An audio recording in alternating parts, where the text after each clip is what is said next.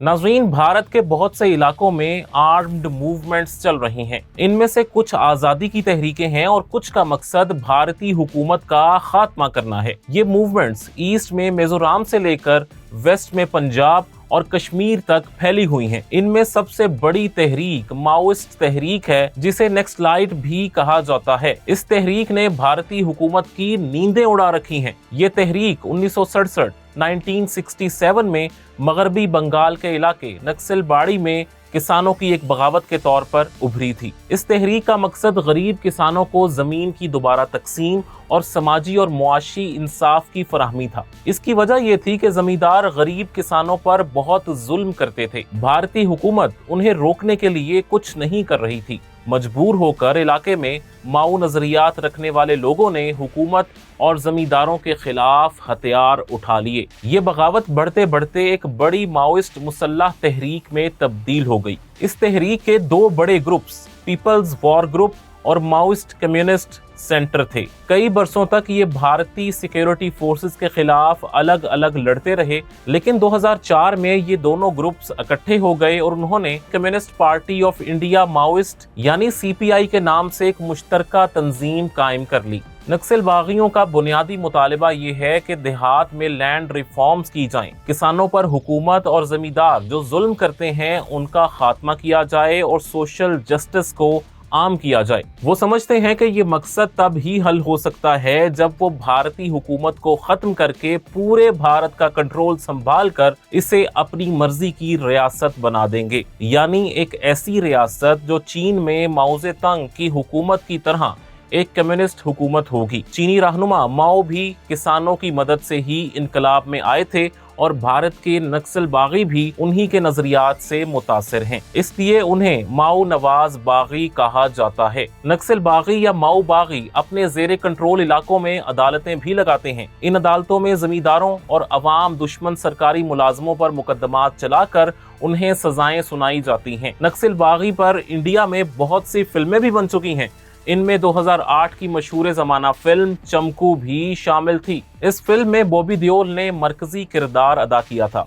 इसके अलावा फिल्म में इरफान खान भी शामिल थे। इसके बाद 2012 में चक्रवार, 2017 में न्यूटन के नाम से मूवीज बन चुकी हैं। तादाद के लिहाज से देखें तो नक्सल बागियों की तंजीम सीपीआई के पास तकरीबन 10,000 मुसल्लह जंगजू हैं, जबकि तंजीम के बाकी नेटवर्क में हामियों की तादाद लाखों तक पहुंच चुकी है। नक्सल बागी भारत के मुख्तलिफ रियासतों जैसे कि छत्तीसगढ़, झारखंड, उड़ीसा और आंध्र प्रदेश के जंगलों में सरगर्म है, खास तौर पर भारत के मशरकी और सेंट्रल इलाकों में जहां जंगलात की वसी पनागाहें हैं और सिक्योरिटी फोर्सेस की रसाई मुश्किल होती है। झारखंड, छत्तीसगढ़ और महाराष्ट्र में नक्सल बागियों के ठिकाने बहुत मजबूत हैं। 2010 में भारत की 96 डिस्ट्रिक्ट्स पर इनका कंट्रोल हो चुका था, लेकिन भारतीय फौज की कार्रवाइयों की वजह से अब ये कंट्रोल कम होकर 2024 में सिर्फ 46 डिस्ट्रिक्ट्स तक 46 डिस्ट्रिक्ट्स तक रह गया है। नक्सल बागी खुदकार हथियार, देसी साख्ता धमाका खेज मवाद जिसे आईईडी कहते हैं, बारूदी सुरंगें और मार्टर जैसे हथियार का इस्तेमाल करते हैं। ये गिरोह सिक्योरिटी फोर्सेस के साथ होने वाली झड़पों के दौरान इनका असलहा छीनने में भी माहिर हैं। ये फोर्सेस के असलहा डिपो भी लूट लेते हैं। इसके अलावा इंडियन सिक्योरिटी एहलकार रिश्वत लेकर भी उन्हें अपने हथियार बेच देते हैं। सीपीआई के जनरल सेक्रेटरी नंबाला कीश्वर राव हैं। तंजीम की क़यादत एक खुफिया नेटवर्क के जरिए की जाती है, जिसमें पोल्ट ब्यूरो के अरकान और मुख्तलिफ इलाकों के कमांडर्स शामिल हैं। नक्सल बागियों ने कई मरतबा भारतीय फौज पर भी बड़े जबरदस्त हमले किए हैं। 2010 में छत्तीसगढ़ के इलाके दांतीवाड़ा में नक्सल बागियों ने सेंट्रल रिजर्व पुलिस फोर्स के काफिले पर आईईडी की मदद से हमला किया, जिसमें सीआरपीएफ के 76 एहलकार मारे गए। ये भारत में नक्सलाइट्स की जानिब से किया जाने वाला सबसे तबाहकुन हमला था। जबकि 2017 में छत्तीसगढ़ के इलाके सिकमा में 300 नक्सल बागियों ने सीआरपीएफ के 100 एहलकारों पर हमला किया। इसमें 25 एहलकार ढेर हो गए। अप्रैल 2021 में नक्सल बागियों ने सिकमा डिस्ट्रिक्ट में एक और हमला किया। सिक्योरिटी एहलकारों और नक्सल बागियों में शदीद फायरिंग का तबादला हुआ। इसमें 22 सिक्योरिटी एहलकार मारे गए। 2024 में भी नक्सल बागियों की सरगर्मियां जारी हैं। हालांकि सिक्योरिटी फोर्सेस की जानिब से कार्रवाइयों के नतीजे में इनकी ताकत में कुछ कमी आई है। झारखंड, छत्तीसगढ़ और महाराष्ट्र में नक्सल बागियों ने बारूदी सुरंगों के हमले और छोटे पैमाने पर गोरीला कार्रवाइयां की हैं। सिक्योरिटी फोर्सेस ने कई ठिकाने भी तबाह किए हैं। कई जगहों पर सड़कों और पुलों की कंस्ट्रक्शन प्रोजेक्ट्स पर भी अटैक्स हुए हैं। नक्सल बागियों के बाद भारत का दूसरा अहम बागी group United liberation front of Assam है, जिसे मुख्तसर तौर पर ULFA भी कहते हैं। ये शुमाल मशरकी भारत में एक मुसल्लह अलहदा पसंद ग्रोह है। ये तंजीम आसाम को भारत से अलग करके एक आज़ाद वतन बनाना चाहती है और इसके लिए भारतीय फौज से मुसलसल जंग कर रही है। इस तंजीम का कहना था कि भारतीय हुकूमत आसाम के नेचुरल रिसोर्सेज लूट रही है, जिससे लोकल कम्युनिटी का नुकसान हो रहा है। उन्हें अपने हुकूक से महरूम रखा जा रहा है। आसाम में तेल, नेचुरल गैस और लाइमस्टोन बड़ी मिकदार में मिलता है। यहाँ बड़े पैमाने पर जंगलात हैं जिनकी कीमती लकड़ी भी इंडिया में फरोख्त होती है। ये जंगल वाइल्ड लाइफ से भरे हुए हैं। इन जंगलात में गैंडे बड़ी तादाद में पाए जाते हैं, जिन्हें देखने के लिए दूर दूर से टूरिस्ट आते हैं। कुछ अंदाजों के मुताबिक हर साल यहाँ 1 करोड़ से जायद इंडियन टूरिस्ट आते हैं। आसाम में चाय के बागात भी हैं। इस वजह से ये इलाका नेचुरल रिसोर्सेज से माला माल है। लेकिन बागियों का ख्याल है कि इन रिसोर्सेज का लोकल आबादी को कोई फायदा नहीं होता, इसलिए आसाम में अलहदगी की जंग चल रही है। नाज़रीन, ULFA की बुनियाद अप्रैल 1979 में 1979 में आसाम के शहर शिव सागर में रखी गई। इस वक्त आसाम की सियासत में भारी तब्दीलियां रोनमा हो रही थीं और रियासत में एथनिक वायलेंस उरूज पर था। 1970 की दिहाई में आसाम में गैर कानूनी तारकीन वतन का मसला भी बहुत बड़ा था, जिसने मकामी लोगों में बेचैनी पैदा कर दी थी। ULFA की बुनियाद रखने वाले लोगों का मानना था कि भारतीय हुकूमत आसाम के मकामी लोगों के मसाइल हल करने में मुकम्मल तौर पर नाकाम हो चुकी है और रियासत को एक आज़ाद मुल्क होना चाहिए। इनका नजरिया ये था कि आसाम के कुदरती वसाइल जैसे कि तेल, गैस और चाय पर मकामी लोगों का हक होना चाहिए और भारत की मरकजी हुकूमत इन वसाइल का इस्तेहसाल कर रही है। ULFA की मुसल्लह कुव्वत का तखमीना मुख्तलिफ ज़राए के मुताबिक 1500 से 2000 जंगजुओं के दरमियान है। ताहम इस तंजीम के हामियों की तादाद इससे कहीं ज्यादा हो सकती है, जो मुख्तलिफ सतहों पर तंजीम की मदद करते हैं। 1990 की दहाई में ULFA के पास हजारों जंगजू मौजूद थे, लेकिन भारतीय फौज से मुसलसल लड़ाइयों की वजह से उन्हें भारी जानी नुकसान उठाना पड़ा। इस वजह से उनकी तादाद में बहुत ज्यादा कमी वाक़ई हो गई। ULFA के बागियों ने भारतीय फौज की कार्रवाइयों से बचने के लिए हमसाया मुल्कों जैसा कि बांग्लादेश और म्यांमार के सरहदी इलाकों में अपने मजबूत ठिकाने बना रखे हैं। यहाँ से ये बागी आसाम में दाखिल होकर भारतीय फौज पर हमले करते हैं और फिर वापस बॉर्डर पार करके अपने महफूज इलाकों में पहुंच जाते हैं। जून 2019 में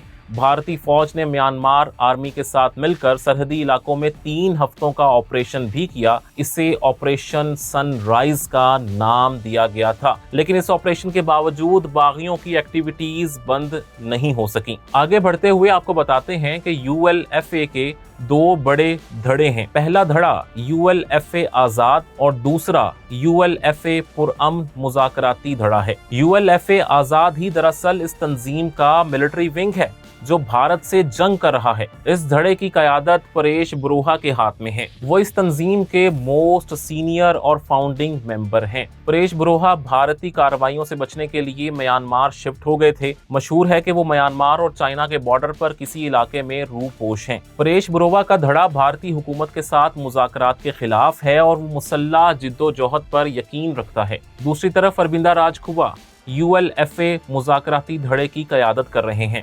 ये धड़ा भारत के साथ सारे मामलात बातचीत से हल करना चाहता है। ULFA के मुसल्लह बागियों ने आसाम में कई बड़े हमले किए हैं। एक बड़ा और अहम हमला दिसंबर 2000 में किया गया। ULFA ने भारतीय फौज के एक काफिले पर घात लगाकर हमला किया, जिसमें 8 फौजी हलाक हो गए। इस हमले में तंजीम ने जदीद असलहा इस्तेमाल किया और ये वाकया भारतीय फौज के लिए एक बहुत बड़ा धचका था। 2007 में आसाम के मुख्तलिफ इलाकों में धमाके किए गए जिसमें दर्जनों अफराद हलाक और जख्मी हुए। 2011 में बमोकलांड में बम धमाका किया गया जिसमें 5 पुलिस एहलकार मारे गए। ये हमला इस बात का इजहार था कि ULFA अब भी इलाके में एक जबरदस्त मिलिट्री पावर है, लेकिन भारतीय फौज की मुसलसल कार्रवाइयों की वजह से ये तंजीम कमजोर होती चली गई। नौबत यहाँ तक पहुँच गई कि अब इस तंजीम की कार्रवाइयों की शिद्दत बहुत कम हो चुकी है, तहम छोटे बड़े हमले अब भी होते रहते हैं। 2024 के दौरान भी इस तंजीम के जंगजुओं ने भारतीय सिक्योरिटी फोर्सेस पर कई छोटे पैमाने पर हमले किए हैं। भारतीय फौज की जवाबी कार्रवाई भी जारी है। इंडियन आर्मी ने म्यांमार की सरहद के करीब बागियों के खिलाफ कई कार्रवाइयां भी की हैं। म्यांमार में जारी सिविल वॉर से भी आसाम के बागियों को बहुत फायदा पहुंचा है और ULFA के ज्यादा से ज्यादा जंगजू म्यांमार में ही पनाह ले रहे हैं। इन्हें रोकने के लिए भारत म्यांमार का बॉर्डर सील कर रहा है। नाजरीन, भारत में तीसरी अहम अलहदगी पसंद तहरीक बोरोलैंड मूवमेंट है। ये भी आसाम में ही चल रही है। इसका मकसद आसाम को तकसीम करके बोरो कबाइल के लिए एक अलहदा रियासत या खुद मुख्तार इलाका हासिल करना है। बोरो कबाइल की आबादी 14,50,000 है। ये आसाम की कुल आबादी का 4.53% हिस्सा बनते हैं। रियासत के शुमाल मगरबी हिस्से में उनकी आबादी ज्यादा है, इसलिए इस इलाके को बोडोलैंड टेरिटोरियल रीजन कहा जाता है। इस रीजन में 10 लाख बोरो कबाइल रहते हैं। बोडोलैंड तहरीक का आगाज 70 की दिहाई में हुआ जब बोडो कौम परस्त रहनुमाओं ने बोडो लोगों के हुकूक के तहफ़्फ़ुज़ और एक अलहदा रियासत के क़याम का मुतालबा किया। 1986 में बोरो कबाइल की तंजीम national democrat front of Bodoland ने हथियार उठा लिए। तंजीम ने बोडो इलाकों के लिए एक आज़ाद बोडो लैंड का मुतालबा रख दिया। तंजीम का दावा था कि बोडो लोगों की लैंग्वेज और कल्चर आसाम के बाकी लोगों से मुख्तलिफ है, इसलिए उनकी आज़ाद रियासत कायम होनी चाहिए। National democrat front of Bodoland में कई हजार जंगजू शामिल थे, लेकिन भारतीय फौजी कार्रवाइयों की वजह से इसकी ताकत में बहुत कमी आई है। इस तंजीम के मुख्तलिफ धड़ों ने इंडियन फोर्सेज और इंफ्रास्ट्रक्चर पर कई बड़े हमले भी किए। इन हमलों का मकसद भारतीय हुकूमत को बोडो लोगों के मुतालिबात के बारे में दबाव में लाना था। अक्टूबर 2008 में इस तंजीम ने आसाम के कई इलाकों में कार बम धमाके किए। इनमें 81 अफराद मारे गए और 470 जख्मी हुए। इन हमलों ने आसाम में बड़े पैमाने पर खौफो हिरास फैला दिया। दिसंबर 2014 में बोरो बागियों ने आसाम के कोकराझार जिला में शहरियों पर हमला किया। इस हमले में 65 शहरियों को कत्ल कर दिया गया। सिक्योरिटी फोर्सेस का कहना था कि ये हमला बागियों के खिलाफ बढ़ते हुई फौजी कार्रवाइयों का बदला लेने के लिए किया गया है। लेकिन लड़ाई के साथ साथ बोरो बागियों के भारतीय हुकूमत से राब्ते भी जारी थे और बैकडोर डिप्लोमेसी भी चल रही थी। इन बैकडोर मुज़ाकरात का नतीजा 2020 में निकला। दोनों पार्टियों में सुलह हो गई और एक मुआहिदे पर दस्तखत हो गए। इस मुआहिदे के मुताबिक national democratic front of Bodoland की लीडरशिप ने इस तंजीम के खात्मे का ऐलान कर दिया। इस तरह ये मुसल्लह तहरीक खत्म हो गई, लेकिन अब भी इस तहरीक से वाबस्ता कुछ छोटे ग्रुप्स में जंग जारी है। भारत में जारी मुसल्लह तहरीकों में चौथा नंबर मिजोरम का है। मिजोरम भारत की शुमाल मशरकी रियासतों में से एक है जो अपने खूबसूरत पहाड़ों और कल्चर के लिए मशहूर है। लेकिन इस रियासत में भारत के खिलाफ इतनी बड़ी बगावत हुई कि एक बार तो लगा था कि भारत टूटने वाला है। 1947 में भारत की आज़ादी के बाद मिजोरम एक अलग रियासत नहीं थी बल्कि आसाम का हिस्सा थी। इस इलाके के लोग मुसलसल डिमांड कर रहे थे कि उन्हें आसाम से अलग करके अलहदा रियासत बनाई जाए, लेकिन भारत में पंडित नेहरू की हुकूमत इनकी कोई बात मानने पर तैयार नहीं थी। फिर 1959 में इस इलाके में कहत पड़ गया।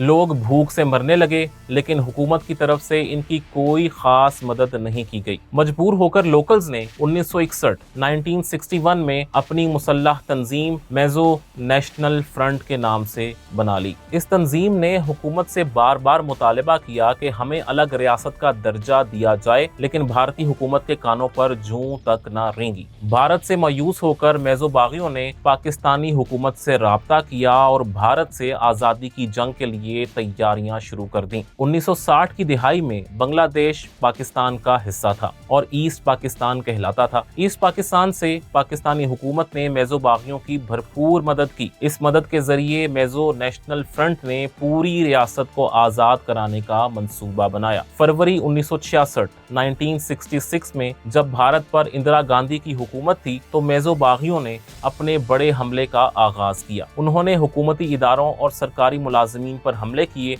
और कई बैंक्स को भी लूट लिया। उन्होंने सड़कें ब्लॉक करके भारतीय फौज की नकलो हरकत भी रोक दी। मार्च में मेजो बागियों ने आज़ादी का ऐलान करते हुए कहा कि इनका इलाका अब एक आज़ाद और खुद मुख्तार रियासत है। इस बगावत को कुचलने के लिए इंदिरा गांधी की सरकार हरकत में आ गई। इंदिरा गांधी के हुक्म पर भारतीय तैयारों ने मेजो बागियों के जेरे कंट्रोल इलाकों पर शदीद बमबारी की और बागियों को पीछे हटने पर मजबूर कर दिया। इसके बाद कुछ अरसे में भारतीय फौज ने बागियों से रियासत का बाकी इलाका भी आहिस्ता आहिस्ता वापस छीन लिया। मेजो बागियों ने म्यांमार और बांग्लादेश में अपने ठिकाने बना लिए और आज तक ये वहां से ही हमले करते हैं। भारत ने 1971 में पाकिस्तान तोड़ने के लिए जो जंग शुरू की थी, इसकी एक वजह ये भी थी कि पाकिस्तान मेजो बागियों की मदद कर रहा है। मेजो बागियों को कुचलने की कार्रवाइयों में भारतीय एयरफोर्स के उरागान तैयारों ने भी हिस्सा लिया, जो फ्रांसीसी तैयारे थे। मुसलसल बमबारी के बाद बागी शहरी इलाकों से पसपा हो गए और जंगलों में छुपकर लड़ने लगे। ये जंग 1986 तक जारी रही, लेकिन 1986 में भारतीय हुकूमत और मेजो नेशनल फ्रंट में एक मुआहिदा तय पा गया। इस मुआहिदे को मेजोराम पीस अकॉर्ड कहा जाता है। इस मुआहिदे के तहत अगले साल 1987 में मेजोराम को आसाम से अलग करके एक रियासत का दर्जा दे दिया गया। मेजो नेशनल फ्रंट हथियार छोड़कर एक पॉलिटिकल पार्टी बन गई और अब मिजोरम की सियासत में हिस्सा ले रही है। तहम बाज बागी गिरोह अब भी सरगर्म है और अपने हुकूक के तहफ़्फ़ुज़ के लिए जिद्दोजहद कर रहे हैं। ये गिरोह छोटे पैमाने पर हमले करते रहते हैं। इन तंजीमों ने भी म्यांमार में अपने ठिकाने बना रखे हैं। इसके अलावा मकामी लोग अब भी खुद मुख्तारी के मुतालिबात के लिए सड़कों पर निकलते हैं और ये तहरीक अब भी जारी है। नाज़रीन, भारत की बागी तंजीमों के अलावा हमारे चैनल पर भारतीय डाकुओं की भी एक शानदार डॉक्यूमेंट्री मौजूद है। इस लिंक पर क्लिक करके आप ये वीडियो देख सकते हैं। ये रही पाकिस्तान J-10 और भारतीय राफेल के कंपैरिजन वाली वीडियो, और ये रही ईरान पर मोसाद के कब्जे की हैरत अंगेज दास्तान।